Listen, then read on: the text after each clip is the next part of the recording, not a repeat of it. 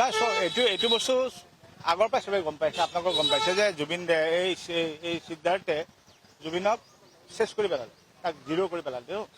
চ' এই যে 4 কোটি হিচাপটো ওলাইছে এইখিনি হোৱাইটখিনিয়ে ওলাইছে, ব্লেকবোৰ ক'ত?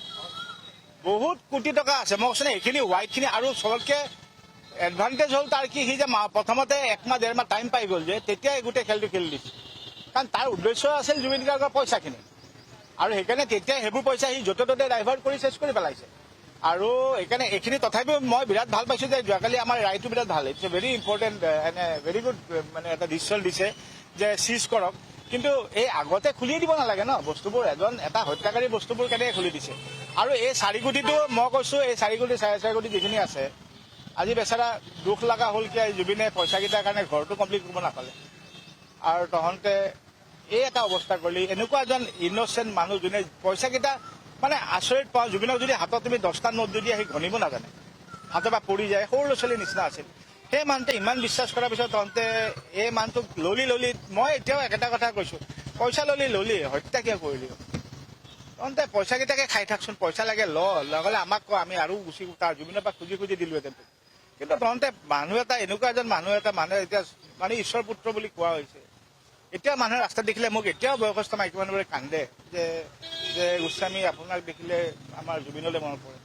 চ' এইচব বস্তু দুখ লগা। চ' মই কওঁ যে চব ন্যায় একো নহ'লেও ভগৱানটো আছে ন, বেলেগ মই বাকী নাই। ভগৱানৰ ওপৰত খুব বিশ্বাস আছে। মই জানো যিটো কৰিছ এইবোৰ মানুহ এই অৱস্থাই পচিয়ে মৰিব।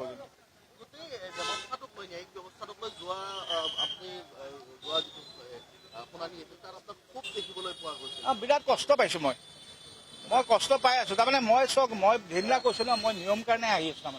তাৰমানে মানুহবোৰৰ বা গোটেই অসমৰ ৰাইজৰ মানে কেনেকে পাহৰি যায় বস্তুবোৰ।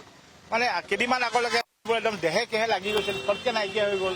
চ' এতিয়া মই সেইকাৰণে মানুহখিনি এতিয়া মই সেইকাৰণে বাৰে কৈছোঁ ন, এতিয়া আৰু মই কাকো দুখ দিয়া নাই, কিন্তু দুখ লাগিছে নিজৰহে যে আজি। সেইকাৰণে মই কৈছোঁ ন, এতিয়া মোৰ অকল ভগৱানৰ ওপৰতে বিশ্বাস আছে। ভগৱানে যি ন্যায় দিব। আৰু মই এটাই বিচাৰোঁ যে মই জীয়াই থকা সময়ত জুবিন গাৰ্গৰ ন্যায়টো যে দেখি যাওঁ, নহ'লে বহুত কষ্ট পাম তাৰমানে। কাৰণ সিও বহুত কষ্ট পাই আছে, কিন্তু যে তাৰ আত্মা এতিয়া বহুত কষ্ট পাইছে। যে মই জীৱনভৰ গোটেই জীৱনটো অসমীয়া মোৰ নৰ্থ ইষ্ট অসমীয়া এনেকৈ মই জীৱনটো দিলোঁ, অসমীয়াকেইটাই মাৰিলি তোক। তথাপিও তাৰ আত্মাটোতো শান্তি পাব লাগে, আমি ন্যায়টো দিব লাগিছিল। মানে সেইটো ন্যায়টোৰ কাৰণে বিশ্বাস আছে কৰিম বুলি। মানে ন্যায় ভগৱানৰ ওপৰতে আছে দেই, মই এতিয়া বাৰে কৈ আছোঁ। বাকী মোৰ কাৰো ওপৰত বিশ্বাস নাই। I only have trust on God now, nothing else. আৰু আজিতো মইতো কৈছোঁ, আজি মই আহিছোঁ কাৰণ মই চাবলৈ যে আজি বেলটো ৰিজেক্ট হ'ব, and I am sure bell reject হ'ব।